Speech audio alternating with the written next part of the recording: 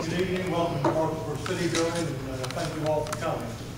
I want to thank Mr. PAC for being kind enough to air this important issue this evening, and this is the first time they've done this. As Roger Shepard said earlier, this is what community television is all about, so I appreciate them giving me the opportunity to get this information out to the public. The purpose of my meeting tonight, and I've stated this a few times, is to accomplish three things. Number one is to let people know where the money goes. Number two, to explain why there is a deficit or a shortfall.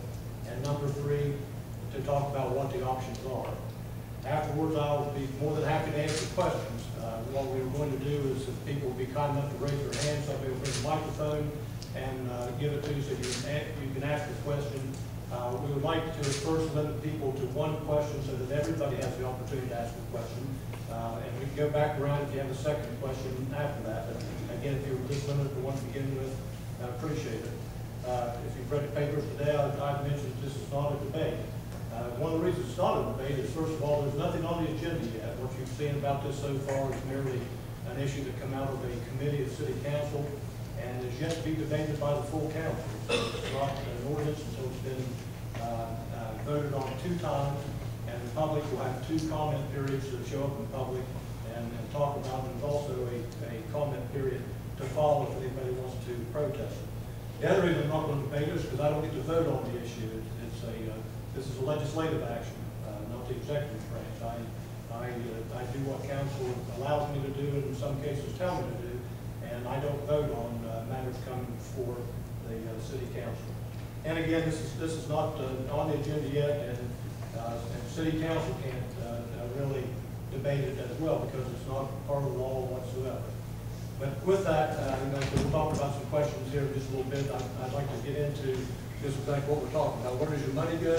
Why is there a projected shortfall? And we'll be talking about some of that for quite some time. And what are the options? So we'll get to at the last in the presentation. First of all, this is a snapshot of where the city gets their revenue from. As you can see, businesses far and wide are the ones that pick up the bulk of the tab for cities, for municipalities in the state of West Virginia. It's 45% of the budget, as you'll see here in just a minute. We get just a very small slice of the property tax we pay, and the rest of it comes mostly from fees and all kinds of different other areas that are all listed up there as well. Under other, we get a lot of grants that are from the state and federal government that we pass through. Recycling grants, we get some money from recycled materials, and that is what makes up the 15% of the other part of the budget. Mayor, you need to turn your mic. The 3 largest departments, which is the next slide, are the police, the fire, and the public works. And as you can see, the police department has 65 sworn officers. They have 10 civilians.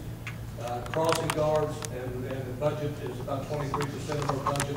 Fire department is very similar to the size of the police department, as you can see.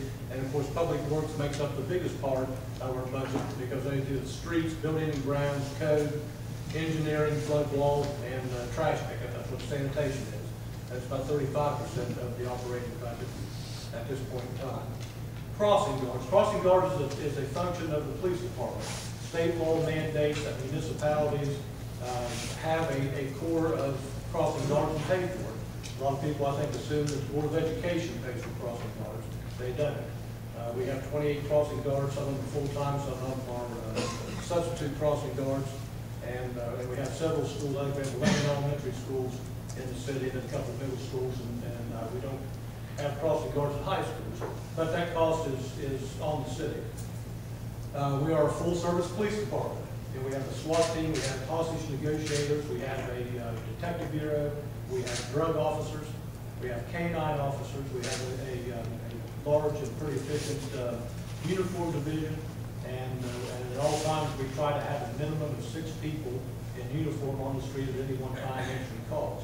Police department in Parkersburg answers about 35,000 calls a year, which is more than all the other law enforcement agencies in the county combined. You can combine Williamstown, Deanna, Sheriff's Department, State Police, and DNR, and they don't answer as many calls as the city of Parkersburg. And again, we have about 6 officers on duty at any one time. 63 officers allow us to keep that minimum amount out for safety reasons for the police officers and safety for the public. Sometimes we have officers that are on vacation, they call in sick, and that requires us to call officers out on overtime, and that costs us a little bit of money as well. But bottom line is we have a police function just like any other large city, not only in the state but also in the country. We have a full-time municipal court as well. We have 3 clerks, and the judge, of course, is part-time, and as a matter of fact, he's over there this evening taking some fines as we speak.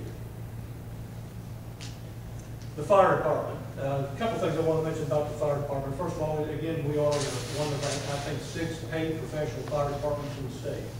I don't think there's any more than that. Most of the fire service in the state is taken care of by very competent volunteer fire departments, but nevertheless, cities our size do require full-time firemen on duty.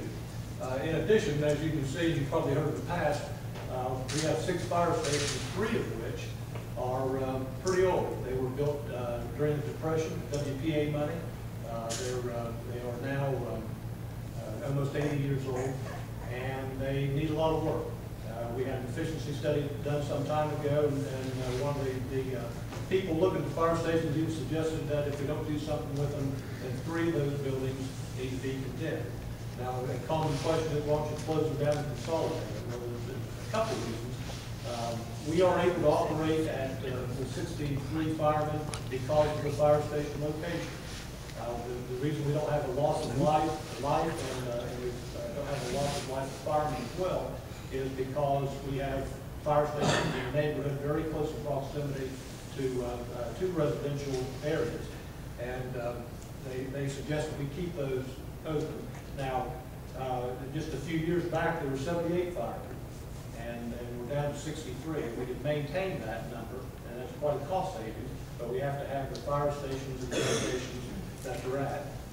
A couple other things of note, and more importantly, is whether you know it or not, the fire department also provides free emergency medical treatment inside the city limits. And they answer hundreds of calls a year, heart attacks, certainly traffic accidents. That's what one of the photographs depict. But if you have a heart attack in the city of Parkersburg, the odds are you're going to be treated and saved, and your life is going to be sustained until an ambulance gets there by a firefighter, EMT. We've been doing this program for about 10 years, and that service is absolutely free, regardless of where you live. If you're passing through town, you're from California, you have a wreck, that firefighter, EMT is going to be the one taking care of you until an ambulance gets there. It's not that the ambulance service isn't adequate. The fact of the matter is that there's 2 ambulance services in the city of Parkersburg, and they can't be everywhere at once. And so to battle that, our firefighters have taken up that slack.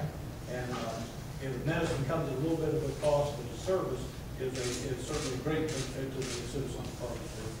Fire trucks, I'll just mention those very, very briefly. Fire trucks are very expensive. About the cheapest basic fire truck you can purchase these days is about $370,000.